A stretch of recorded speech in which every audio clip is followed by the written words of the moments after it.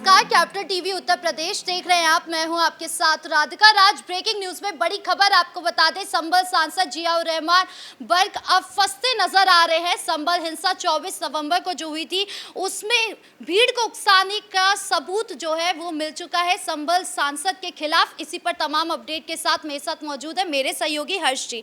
Sir, सबूत मिल चुके हैं, अब सांसद क्या करेंगे?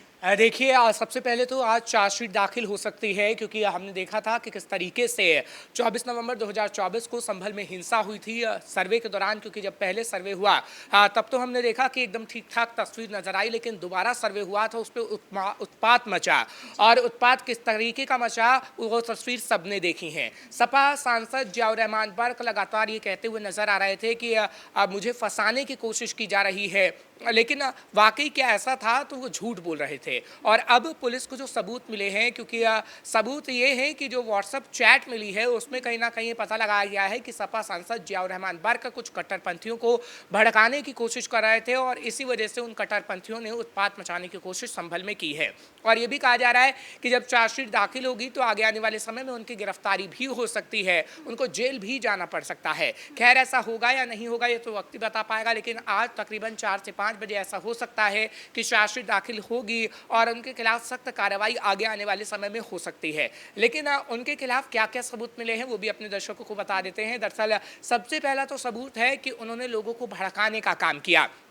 दूसरा सबूत ये है कि उन्होंने लोगों को इकट्ठा करने का काम किया, कुछ कट्टरपंथियों को, और कट्टरपंथी इकट्ठा होकर ये कहा जा रहा है कि उन्होंने पत्थरबाजी तक वहाँ पे की है, और वो सिर्फ सपा सांसद जियाउर रहमान बर्क के कहने पर की गई है। और ये जब सबूत सामने आया है तो आप समझ सकती हैं कि कैसी कार्रवाई उनके खिलाफ हो सकती है। लेकिन पहले चार्जशीट दाखिल होगी, उसके बाद हम देखेंगे कि बड़ी कार्रवाई होगी। लेकिन भड़काने उकसाने का मतलब क्या था? क्या चाहते क्या थे सांसद? देखिए, सपा सांसद जियाउर रहमान बर्क की चाहते थे कि वहाँ पे माहौल सबसे ज़्यादा खराब हो जाए। संभल की स्थिति किस तरीके की हुई थी वो हमने देखा था, लेकिन और स्थिति खराब हो सकती थी। लेकिन उस मामले में जैसे ही ये पता लगा कि कुछ कट्टरपंथी और मामले को बढ़ाना चाहते हैं, लोगों को उकसा रहे हैं, तो कई सांसदों से पूछताछ भी की गई, और उस पूछताछ में शामिल सपा सांसद जियाउर रहमान बर्क भी थे। और उस वक्त ये भी कहा गया था कि सपा सांसद जियाउर रहमान बर्क के फ़ोन की जाँच हो रही है, और उस फ़ोन में कुछ भी अगर ऐसा निकलता है जिससे पता लगता है कि सपा सांसद जियाउर रहमान बर्क के खिलाफ कार्रवाई होगी तो वो की जाएगी। 3 से 4 लोगों की भी मौत हुई थी इस टाइम में जब ये हिंसा हुई थी, तो आपको लगता है उसके भी जिम्मेदार अब संभल सांसद ही होंगे? देखिए, अगर मैं बात करूं पूरे मामले की तो मामला कोर्ट के अंदर है, और कोर्ट में जब मामला चल रहा है तो ये कहा जा रहा है कि जिस तरीके से कि उत्पात मचाया गया था उसकी पूरी स्क्रिप्ट लिखी गई थी, और उस स्क्रिप्ट को लिखने का काम में क्या जियाउर रहमान बर्क भी शामिल थे, क्योंकि कुछ कट्टरपंथियों की तरफ से स्क्रिप्ट तो लिखी गई लेकिन जियाउर रहमान बर्क भी उसमें शामिल थे, ये पता लगाया जा रहा है। क्योंकि सपा के सांसद जियाउर रहमान बर्क की तस्वीर हमेशा सर्वे के दौरान भी नजर आई थी, और उसके बाद भी हमने देखा था कि जब उत्पात हुआ तो उसके बाद भी जियाउर रहमान बर्क लोगों के साथ सांत्वना जताते हुए नजर आए थे। वो सिर्फ दिखावा करने की कोशिश कर रहे थे कि कैसे हम लोगों के साथ हैं, जबकि वो लोगों को भड़काने का काम कर रहे थे, राधिका। और ये भी कहा जा रहा है कि जो चार्जशीट दाखिल की जाएगी तो उसमें कुछ और लोगों के नाम भी शामिल होंगे जो कि सपा सांसद के बेहद करीबी है, जियाउर रहमान बर्क के बेहद करीबी हैं, उनके खासम खास माने जाते हैं। क्योंकि जो बेहद करीबी हैं उन्हीं को ये कहा गया कि आप जाइए और जब सर्वे हो रहा है तो ऐसा उत्पात मचाइए और लोगों को भड़काने का काम करिए। तकरीबन 10 से 12 लोगों के नाम भी सामने आ सकते हैं। जब चार्जशीट दाखिल होगी तब हम देखेंगे कि उसमें आखिर कितने लोगों के नाम शामिल हैं। लेकिन हाँ, इसकी गारंटी है कि जियाउर रहमान बर्क के खिलाफ जो सबूत मिला है उस सबूत के आधार पर आज चार्जशीट दाखिल हो सकती है और आगे आने वाले समय में जेल होगी। लेकिन ये कहा जा सकता है कि अखिलेश यादव को कहीं ना कहीं इससे दिक्कत होगी, क्योंकि हमेशा जियाउर रहमान बर्क ही कहते रहे हैं कि हमें झूठे आरोपों में फंसाया जाता है। लेकिन अब जब सबूत मिले हैं तो आखिर अब जियाउर रहमान बर्क की तरफ से क्या कहा जाएगा? अखिलेश यादव अब क्या करने वाले? मतलब वो उनको बचाएंगे या अभी भी वो पीछे हट जाएंगे? क्या होने वाला है? देखिए, अखिलेश यादव हमेशा से दोहरी रणनीति चलते हैं। या तो अखिलेश यादव ये कहेंगे कि हमारे सांसदों को वो मुसलमान हैं इसलिए फंसाने की कोशिश की जा रही है, क्योंकि योगी सरकार में मुसलमानों के खिलाफ काम किया जाता रहा है, जब भी उनकी ज़ुबान से आप ये सुनती हैं तो कहीं ना कहीं लगता है कि वो किस तरीके का झूठ फैलाने की कोशिश कर रहे हैं। वो भाजपा पर पूरा अपना मामला थोपने वाले हैं। थोप देते हैं भाजपा पे और बता देते हैं कि कैसे मुस्लिम मुस्लिम विरोधी भाजपा है। और दूसरा ये है कि अगर कोई भी सांसद जेल चला जाता है उनका, या फिर बेहद करीबी, जैसे हमने देखा कि प्रोफेसर अली खान के खिलाफ मामला दर्ज हुआ तो बचते हुए नजर आए, जबकि वो सपा में रह चुके हैं। आजम खान जेल गए तो आजम खान के घर के इर्द गिर्द ही अखिलेश यादव घूमते नजर आए, लेकिन अखिलेश यादव ने ऐसा कोई कदम नहीं उठाया कि आजम खान को बचाया जाए। तो कहीं ना कहीं अखिलेश यादव दो रणनीति अपनाते हैं, एक तो उन सांसदों से या तो दूरी बना लेते हैं या फिर सिर्फ उनका फायदा उठाते हैं। जैसे सपा सांसद जियाउर रहमान बर्क का संभल मामले में फायदा उठाया गया और बताया गया कि सपा सांसद जियाउर रहमान बर्क मुसलमान है और वो मुसलमान का साथ ही देंगे। संभल में मुसलमानों के साथ जाति हो रही है और हम ये जाति नहीं होने देंगे। ये दिखावा दरअसल अखिलेश यादव की तरफ से किया गया है। आवास निर्माण को लेकर भी इन पर केस चल रहा है। इनके पापा ने खुद कबूला कि जो आवास निर्माण था वो वैध नहीं था। तो क्या है अब देखिए, क्या होगा? कई मामले ऐसे हैं।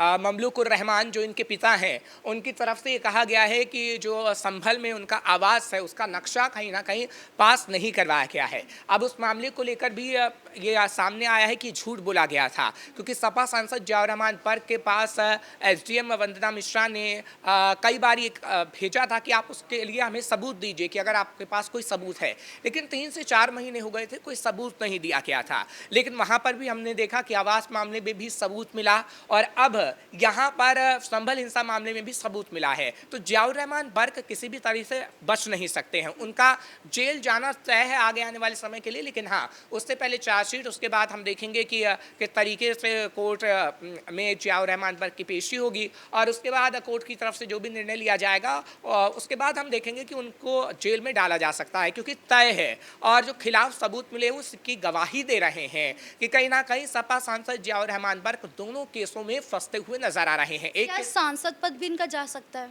देखिए, वो तो अखिलेश यादव फैसला लेंगे। अखिलेश यादव क्या आगे आने वाले समय में करते हैं, क्योंकि अखिलेश यादव कभी भी किसी भी सांसद पे कोई कार्रवाई ऐसे नहीं करते, चाहे फिर कोई ऐसा बयान दे दिया जाए या फिर कोई ऐसा काम कर दिया जाए। अखिलेश यादव कहते हैं कि नहीं, उनके सांसदों को फंसाने की कोशिश हो रही है। हाल ही में रामगोपाल की तरफ से भी हमने देखा कि किस तरीके से जाति सूचक शब्दों का इस्तेमाल किया गया। हालांकि SC/ST एक्ट के तहत उनके ऊपर मामला दर्ज किया जाना चाहिए था, उनको हटा देना चाहिए था उनके पास से, लेकिन ऐसा नहीं किया गया, क्योंकि अखिलेश यादव हमेशा से ये कहते रहे हैं कि हमारे सांसदों को जानबूझकर फंसाने की कोशिश की जाती है, जो भी वो बोलते हैं तोड़ मरोड़ के परोस दिया जाता है। खुद अखिलेश यादव भी तो इस तरीके के बयान देते हैं। ब्रजेश पाठक को लेकर उन्होंने अभद्र भाषा यूज करी। तो देखिए, अखिलेश यादव के सांसद हो या पूरी समाजवादी पार्टी हो, पूरी समाजवादी पार्टी 2027 को लेकर ऐसे तैयारी कर रही है, या ये कह लीजिए कि उनकी मानसिकता ऐसी हो गई है कि विरोध में ही बयान देना है या फिर ऐसी कुछ चीज़ें कह देनी है जो लाइमलाइट में रहें, सुर्खियों में रहें। और अखिलेश यादव या फिर अखिलेश यादव के सांसद सुर्खियों में रहना चाहते हैं।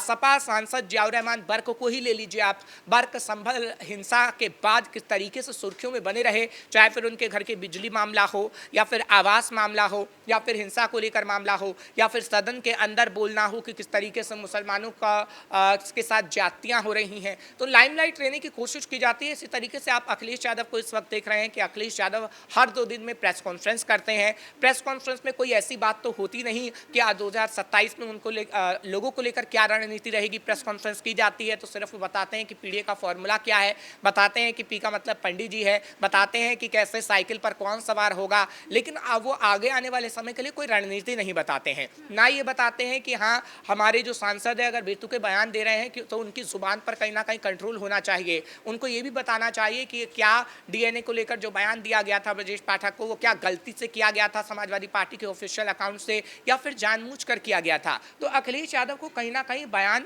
देना होगा इन सब के बारे में और बताना होगा। क्योंकि सांसद के मुंह बंद नहीं किए उन्होंने, तो इसका नुकसान भी उन्हें चुनाव में हो सकता है। देखिए, 2027 में चुनाव है और चाहे फिर जियाउर रहमान बर्क हो या फिर रामगोपाल हो या कई और सांसद हो या फिर विधायक हो, अगर ऐसे बयान दिए गए और ऐसे मामलों में में अगर वो फंसते हुए नजर आए तो कहीं ना कहीं उनके खिलाफ जब मामला चलेगा तो आगे आने वाले समय में इमेज तो उनकी खराब होगी ही। और ऐसे में जनता समझती है कि आखिर कौन सा राजनेता क्या कर रहा है और उसके भविष्य के लिए कौन काम कर सकता है। इस मुद्दे पर तमाम अपडेट देने के लिए आपका बहुत बहुत धन्यवाद। यानी कुल मिलाकर संभल सांसद अब बुरी तरीके से फंस चुके हैं, चार्जशीट दाखिल होने वाली है और अब उनका सांसद पद भी जा सकता है और उनकी गिरफ्तारी भी हो सकती है।